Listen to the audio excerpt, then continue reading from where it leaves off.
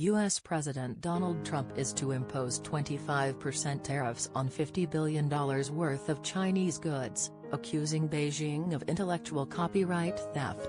Tariffs that affect more than 800 products worth $34 billion in annual trade are due to come into effect on 6 July. The White House said it would consult on tariffs on the other $16 billion of products, and would apply these later. If China retaliates, as it has already pledged to do, the U.S. will impose even more tariffs, Mr. Trump warned. Mr. Trump said the tariffs were essential to preventing further unfair transfers of American technology and intellectual property to China, which will protect American jobs.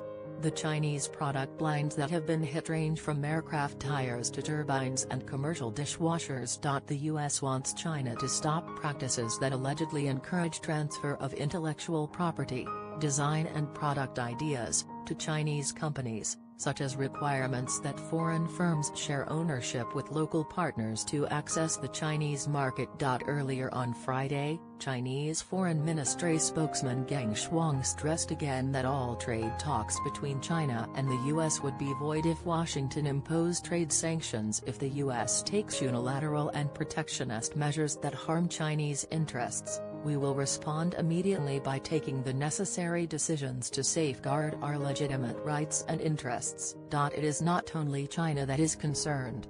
Some within U.S. business and industry are not happy with this disagreement, including some of those working in the sectors President Trump says he is protecting. The International Monetary Fund (IMF) has also warned that the Trump administration's trade policies were likely to hurt the U.S. economy and undermine the world's trade system. She said a trade war would lead to losers on both sides and could have a serious impact. China vows fast response to U.S. tariffs. 7 summit ends in disarray over tariffs. Is tariffs a dangerous game, says EU. Right on target. Tariffs, in motion for months, have met with fierce criticism in the U.S. from affected companies, as well as farmers and others fearful of retaliation. The plans have also had a mixed political reaction, winning praise from Democrats and opposition from Republicans, who typically favor free trade policies. Senator Chuck Schumer, a leading Democrat, said the president's actions were on the money. He said China is our real trade enemy,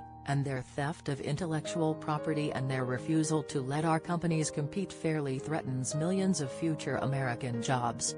While we await further details on this trade action, President Trump is right on target.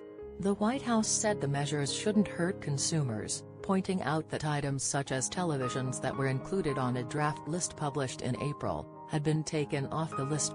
Republican Kevin Brady said it was encouraging that the administration had streamlined the initial list but urged the White House to further narrow the items subject to the new import duties. He said, "My message has been consistent. We need to hit our target, which is China and its deceptive and harmful trading practices. But I am concerned that these new tariffs will instead hurt American